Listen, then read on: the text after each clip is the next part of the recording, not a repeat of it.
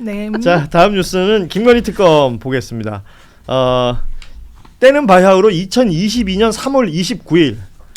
그러니까 대선이 끝나고 나서 대통령 당선 20일 만에 이 이야기가 있어요. 국토부의 담당 서기관과 설계 용역 업체의 사이에 있었던 문자 메시지. 양평군 양서면이 종점으로 되어 있는 기존 노선 대신에 강상면 종점으로 하는 노선을 최적 노선인 것처럼 대안으로 제시해주면 용역 수행에서 편의를 봐주겠다라고 얘기했던 부분을 특검이 포착했다는 겁니다. 이후에 용역업체는 이 서기관의 요청을 받아들였고 윤석열 취임이 5월 10일이잖아요. 그러니까 2주 후 5월 24일에 강상면 종점으로 하는 대안을 만드는 용역 착수 방침을 국토부에 보고한 것으로 나타났습니다. 그동안 국민의힘에서 뭐라 그랬냐면 네네. 이 양평고속도로 노선 바뀌는 걸 가지고 문재인 정부 시절이었던 22년 3월에 선정한 업체인데 어떻게 이게 무슨 압력이고 뭐가 맞아요. 있었냐 그때 이 얘기를 계속 했었단 말이에요. 근데 지금 날짜까지 특정이 되어버렸습니다. 그렇죠. 예, 인수위 때죠. 인수위 때. 그러니까 딱 인수위 때잖아요. 지금 뭐 여러 정황상 당선되자마자 이거부터 시작했다는 거 아니에요? 지금? 그랬죠. 이거는 기다렸다는 듯이. 해먹을 이거 결심. 조선일보 단독 보도잖아요. 예. 그리고 패밀리 비즈니스라는 거는 윤석열 씨가 이야기했던 부분이고 그 당시에도 제가 국민의힘 패널들한테 이 얘기를 진짜 많이 들어요. 이거 민주당에서 문재인 정부 때 선정한 용역업체 아니냐. 뭐 우리가 어떻게 손을 쓰느냐. 아니요. 말씀 주셨다시피 인수위 때 선정이 됐고 인수위면 이게 취임이 전이지만 판례에서도 당선인 신분도 공무원으로 인정을 해가지고 그렇죠. 뇌물죄 예. 주체가 될 정도로 오히려 더 힘이 강력하다고 생각할 때였는데 심지어는 특정이 돼요. 날짜까지 국토부의 담당 팀장인 서기관이 해당 용역업체에 이거 바꿔라라고 얘기하고 성취됐다. 그러니까 이제 이해가 되는 거예요. 아, 원희룡 장관이 그래서 민주당 날파리 따면서 원점으로 그냥 돌려버렸구나. 백지화했구나. 이걸 그렇게 정정당당하면 왜 백지화를 합니까? 그러니까요. 자기네들은 알았던 거예요. 불법이라는 걸. 들킬 거라는 걸. 이거 다 수사해야 됩니다. 자, 다 수사해야 되는 게 아니, 지금 근데 더 중요한 건 이거죠. 예. 국토부의 담당 팀장인 서기관이 아하. 설계 용역 업체에다가 이렇게 말을 했다는 거잖아요. 그렇죠. 그럼 그 담당 팀장인 서기관은 왜 그랬다는 거예요? 아, 그렇죠. 누군가가 이거 서기관에게 확인해야죠. 오더를 그렇죠. 준 거예요. 네, 자기의 그 자체 서기관, 판단은 아니죠. 그 서기관에게 누가 시켰겠죠. 누가 시켰겠느냐? 정말 스스로 알아서 했느냐? 아니면 그 위에 있는 누군가가 시켰겠느냐? 이거는 당연히 흐름이 나오죠. 그러니까요. 서기관이 예. 이제 와가지고 뭐 충성한답시고 입을 다물 일은 없잖아요. 그렇죠. 그러니까 이런 게 다 확인이 되면 이제부터는 실타래가 점점 다 풀린다. 그렇죠. 서기관 위에는 부의사관, 네, 부의사관 네. 위에는 이사관, 어. 뭐 이렇게 그랬어요? 올라가거든요. 서기관 4급이잖아요. 제가 봤을 때는 이때 인수위에 파견 나오는 게 서기관 위에 국장급에 나왔을 겁니다. 그렇죠. 국장급이 한 2명 정도 나오는 걸로 제가 알고 있거든요. 그중 한 사람이 차관됐다는 거 아니에요? 그렇죠. 네. 그 사람들을 의심해 봐야 돼요. 네. 의심해 봐야 되고 여기에서 제 추론입니다만은 원희룡은 여기서 살짝 벗어날 것 같아요. 그러네. 원희룡은 그때 인수위 부위원장이거든. 그렇지. 인수위 부위원장인데 보통 내가 부처에 국장으로서 파견 나왔는데 인수위 부위원장 말을 듣는다? 그러지는 않을 것 같아요. 이때 국토교통부 장관이 누구였어요? 그때는 없었지. 장관이 들어서기 전이었고 초대. 그러면 그 위에 실질적으로 이 사람에게 이런 영향력을 행사할 수 있을 만한 의사결정자는 누구예요? 제가 보기에는 네. 김건희나 윤석열 라인 누군가가 직접적으로 국장이나 그 위에 실무진급을 네, 1급 실장이나 1급 실장이나 2급 국장한테 지시를 내려가지고 너네 이거 인수위 때 좀 처리해줘. 그러면 나중에 좋을 거야. 그러니까 그 이렇게 라인을 됐을 가능성이 지금 있다고. 파봐야 된다는 말씀이잖아요. 네. 왜냐하면 이게 처음부터 양평 군 단위에서 김성교 군수 시절부터 네.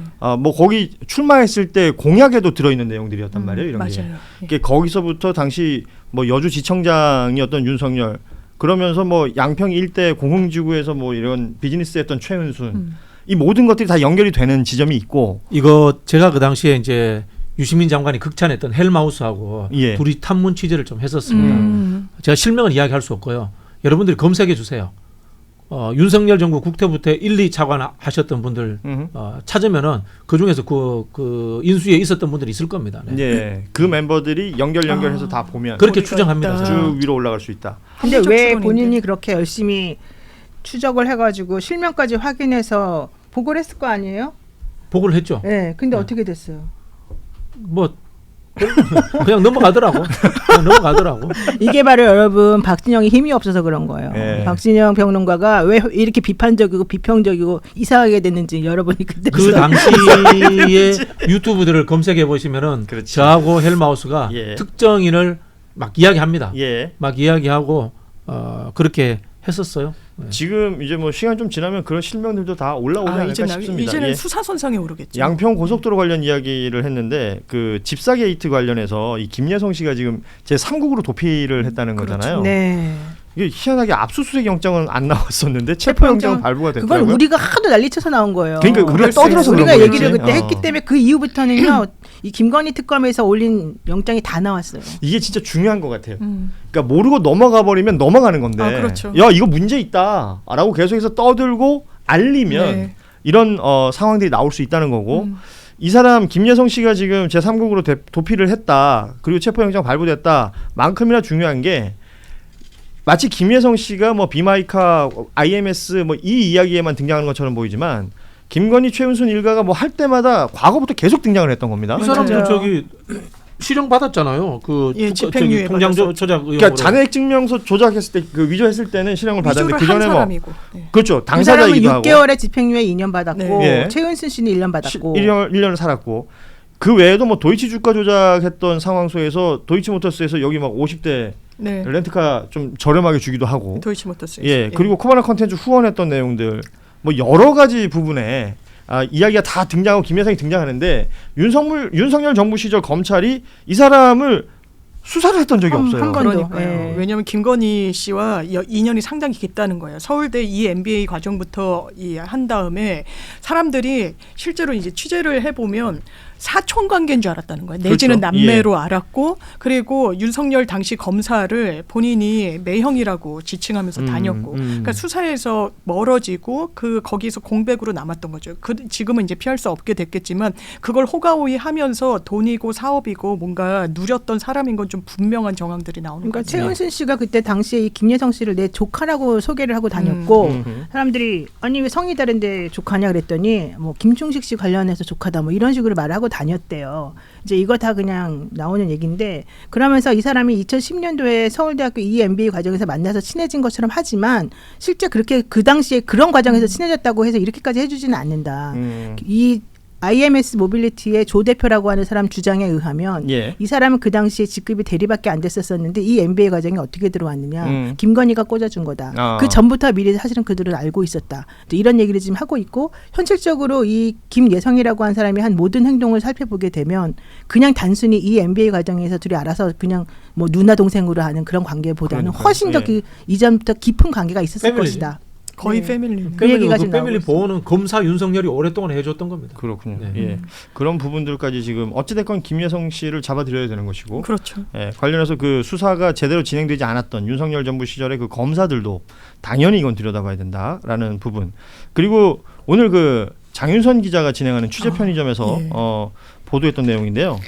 그 우리 흔히 알고 있는 VIP 경로설에 그 7월 31일 회의 있었잖아요. 네. 그 이후에 02-800-7070 이 전화를 우리가 주목하고 있습니다. 이종섭 전 국방장관이 그 이후에 뭐 이첩 보류 지시하고 이런 내용들이 확인이 되는 것이고 이런 것들이 결국은 수사 외압으로 작동하는 것이다라고 본다면 굉장히 그 핵심적인 내용인데 이 전화번호를 그동안 이제 대통령실은 사용자 확인을 거부했었는데 이게 사용했던 사람이 김건희 씨가 유력하다는 게 오늘 장윤선의 취재 편의점 그렇죠. 방송 내용이었어요. 네, 맞습니다. 예. 진짜 이게 만약에 통화한 사람이 김건희 씨면 이거는 또 다른 이야기가 되는 그러니까 거죠. 일단은 그 대통령실에서 사용했다는 얘기가 나왔었고 그 당시에 성별이 뭐냐고 물어봤어요. 예. 그걸 사용한 사람의 성별. 음흠. 그러면은 보통 대통령이 했으면 그냥 남자다 말하면 되는데 말을 못 했었어. 그랬었죠. 예. 그래서 김건희가 아니겠느냐 추정만 그때 계속 하고 네, 있었는데 맞습니다. 그러면은 이 장윤선 씨는 어떻게 이거를 취재했대요? 김건희라는 것을? 그거를 제가 잘 몰라요. 한번 물어보고. 예, 한번 저희가 뭐 물어보세요. 출연하시면 또 물어보겠지만 만약 통화 주체가 김건희가 된다면 이거는 또 다른 정말 난리가 예, 나는 거예요. 이야기가 시작되는 거잖아요. 근데 근데 김건희 우리가 보이죠? 짐작을 내보면요. 네. 임성근 사단장이 만약에 그 당시에 최혜병 사건이 없었더라면은 12.3 쿠데타에 동원되지도 않았을까? 좀 이런 가정도 해봐요. 실제로 보면은 이 윤석열이 군인사에서도 조금 뭐라고 합니까? 해서는 안 될 인사를 많이 해줬단 말이야. 예. 그런 사람들 검찰 인사도 똑같이 한 그렇습니다. 거니까 예. 그런 사람들을 데리고 쿠데타를 했다고 했거든요. 예. 자 그렇게 임성근 사단장을 챙겼던 이유는 단지 누군가의 로비가 아니라 애초부터 임성근 사단장과 개인적 친분 관계가 있을 수 있다라는 가정이 성립되고 그 가정에는 윤석열보다는 김건희가 더 의혹이 짙을 수 있는 거죠. 그래요. 왜냐하면은 3부의 이종호 블랙펄 인버스트먼트 그분 이름도 나오고 그랬기 때문에 이 사람을 데려다가 삼성 장군으로 진급시켜주고 싶었는데 사소한 문제라고 생각했던 거예요. 최혜병건이 그걸 예. 해결해줬다. 이렇게 이제 우리가 이제 가정이 될 수 있는 그렇죠. 거죠. 맞습니다. 그 단톡방에서 그런 이야기가 오가기도 하고 네네. 김규현 변호사가 이제 공익제보했던 내용들 중에도 그런 내용들이 쭉 있기도 하고요. 그래서 우리가 계속해서 보고 있는 것이고 이게 뭐 한두 건이 아니라 가지고 근데 사실 이게 그냥 넘어갈 수도 있었던 정말 사소한 문제일 수도 있었을 거예요. 근데 정말 우리가 누구라도 여기에 대해서 문제 제기를 하고 이걸 계속해서 파니까 여기까지 사실 온 거거든요. 그렇죠. 이게 되게 중요한 부분 같아요. 그러니까 박정훈 대령의 어떤 그 기계도 굉장히 우리가 높이 평가를 해야 되는 부분이 있는 것이고 그 이후에 벌어진 일들도 뭐 언론 매체들뿐만 아니라 수많은 이 유튜브에서도 이 이야기를 아직까지 놓치지 않고 있지 않습니까? 그렇죠. 그렇죠. 네. 계속 팔로우. 그러니까 이 부분 굉장히 중요한 것 같습니다. 그리고 저희가 이제 방송을 하다 보면 여러 전문가분들이 얘기를 하고 김건희 특검은 워낙에 의혹이 많으니까요. 네. 뭐 언제 소환되냐, 언제 구속되냐 이걸 가장 중요하게 얘기하는데 저희 노영희 변호사하고 저하고 이야기했던 내용 중에 김건희 구속이라는 게 어찌됐건 그 마지막 그 한 고리 뭐 공직에 있는 사람, 뭐 직책이 있는 여러 사람들까지 올라가는 것까지 가겠지만 김건희와 마지막에 어떻게 연결시킬 것이냐 이게 참 어려울 수 있다 이런 얘기를 하셨잖아요. 네, 제가 그래서 그리고 또 김건희 특검에서 일하고 계시는 변호사님하고 또 이제 확인을 해서 취재를 했어요. 근데 제가 이제 그때 말씀드린 거가 되게 중요한 부분이기도 네. 하지만 실제 그렇다. 아, 그래서 우리들이 일하기가 너무 힘들다. 음흠. 그런 얘기는 했는데 이제 그럼에도 불구하고 지금 나오는 성과들을 보면 생각보다 되게 잘 나오잖아요. 예. 그래서 걱정하지 말고 좀 계속 응원해달라. 아하. 이런 얘기는 좀 하시긴 했습니다. 이게 국정농단이잖아요. 그렇죠. 김건희가 전화했던 국정농단인데 국정농단이라는 게 형법상으로는 어떤 식으로 적용이 되는지 이게 뭐 뇌물을 받았는지 맞아요. 네. 이런 것들이 좀 애매할 수 있다라는 이야기들 맞아요. 변호사들이 공직자가 아니라서. 하시더라고요. 그래요. 그런 그렇죠. 부분이 있고 그리고 뭐 서울 양평 고속도로 문제도 마찬가지입니다. 김건희가 직접 그 공무원한테 지시 내릴지는 없단 말이에요. 그 중간 단계에서 역할한 사람들이 있고 이 중간 단계에서 역할한 사람들은 윤석열이 대통령이기 때문에 해준 거란 말이에요. 예. 그랬을 때 김건희는 어떻게 법적 적용이 되는가 이런 부분이 있어서 좀 난처한 부분이 있을 것이다라는 생각이 드는데 하나 확실한 건 있어요. 명태균 게이트에서 공천 김영성 게이트. 공천 네. 받는 과정에 있어서는 녹취가 분명히 나왔기 때문에 정당법이라든가 그런 위반 사안이 분명히 있다. 근데 라는 어쨌든 말씀을 중요한 드릴 수 건 이제 지금 말씀하신 게 다 이제 우리가 그동안 계속 얘기했던 그렇죠. 건데 예. 결국 이게 중요한 거는 김건희는 그래서 그 사람들의 공동 정범이 돼야 돼요. 음. 공동 정범. 신분이 없기 그냥 뭐 때문에. 방조범 이런 거 하면 안 되고 신분 때문에 공동 그렇죠. 정범이 돼야 되고 공동 정범이 되려면 실제 그 일을 행위한 사람 그 사람이 진짜 처벌을 받아야 돼요. 아. 그 사람이 유죄가 돼야지만 또 되는 거예요. 그게 윤석열. 네. 아니, 그러니까 그- 윤석열 플러스 뭐 국토부 장관이면 국토부 그렇죠. 장관 누구면 누구 이런 식으로. 그러니까 저는 어찌됐건 타고 올라가면 그 부부로 귀결이 되는 거잖아요. 완전히 최종 그렇죠. 근데 종착지. 남편은 대통령이란 직이 있잖아요. 네. 그 직을 가지고 뭐 제대로 했냐 안 했냐, 뭐 네, 직권 남용을 네. 했느냐, 아니면 뭐 뭘 했느냐 얘기할 수 있는데 예를 들어 내란이라고 치면 내란죄라는 게 네, 있으니까 네. 내란죄를 일으킨 주범 우두머리 혐의를 윤석열이 갖고 있는데 이 위에 만약에 김건희가 불체류가 김건희가 있어서 있으면 우리 흔히 하는 말로 뭐 교사, 네. 내란 교사죄 이런 건 없는 거 아니에요? 내란 교사, 이 교사죄가 있을 교사죄는 수는 원래 있죠. 법리적으로 있죠. 있어요. 교사는 내란 교사란 말 안 써도 안 쓰지만, 교사죄는 성립이 돼요 항상. 그럼 그렇게 엮으면 말하는 그 공동 정범이 되는 겁니까? 그럴 수도 그걸 있지만 근데 윤석열이 딱 잘라버리고 내 손에서 내가 다 뒤집어서 그런데 그 법리를 개발했던 게 윤석열 특검 검사였던 그 거예요. 경제 그 당시에 공동체. 그렇지, 경제 최순실과 공동체. 박근혜 대통령은 과거 법리로는 엮을 수가 없어요. 왜냐하면 부부가 전형적인 경제 공동체 그러니까 와이프가 뇌물을 받고 남편이 공무원이어도 처벌하고 이랬던 예, 예. 건데 이건 남남인데 이거 어떻게 이거 경제 공동체다 밀어붙여 공소장에 써. 라는데 다 인정됐어요. 이게 판시가 됐어요. 이미 부부예요. 그런데 이게 뇌물성인 경제적인 이런 이권을 나눈 부분도 있지만 지금 권력을 나눈 부분도 있잖아요. 저는 연장선상에서 본인이 개발했던 그 법리에 따라서 두 사람은 경제도 공동체, 정치 공동체, 신념 공동체 모든 공동체잖아요.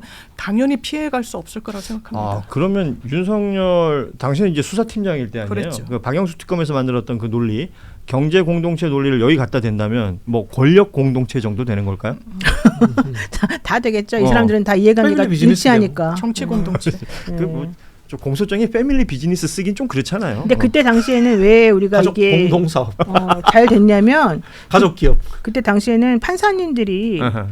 원래는 새로운 법리를 개발한다거나 이런 걸 하기가 어려운데 그렇죠. 맞아요. 예, 그걸 되게 용감하게 맞아요. 이제 그 적극적으로. 상황에 맞춰서 적극적으로 잘 해줬었어요. 그 타이밍에는 네. 예. 그러니까 이번에 근데 사법부가 어떤 식으로 나올지 사실 잘 몰라요. 그러니까 그래서 이게 제일 걱정이 바로 그 내란죄 지기현 부장의 재판부가 이게 잘해야 되는데 좀 걱정스러운 부분이 바로 이런 거죠.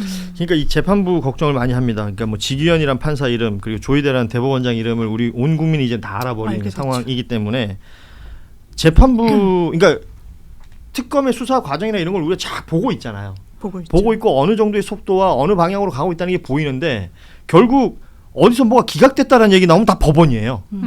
그렇죠. 뭐가 제동이- 문제가 제동이 생겼다. 거기서 예, 걸려. 예. 문제가 생겼다 그러면 법원이에요. 이거 지금 뭔가 해결해야 된다라는 생각이 조희대가 듭니다. 조용히 숨어가지고 무슨 짓 하고 있는지 우리가 감시해야 돼요. 그래서 제가 늘 말씀드리는 게 지금 법원 개혁 이야기를 국회에서 꺼내가지고 토론회도 하고 공청회도 하고 이러면서 이것도 계속 시끄럽게 만들어야 된다. 시끄럽게 해야 돼. 우리가 안 잊어버려야 돼. 그러면 예. 숨어서 또 무슨 짓을 할지 몰라요. 좋습니다. 그래서 유튜브가 중요한 거예요. 예. 일반 그 정통 언론에서 하는 것도 물론 그 나름대로 의미가 있지만 유튜브에는 특히 참여가 되잖아요. 예, 예. 여러분이 이제 하셔야 된다. 자, 지금 댓글창에 그냥 아직까지 댓글 안 쓰고 계신 분들도 그냥 조희대 지기현 한 번씩만 써주세요.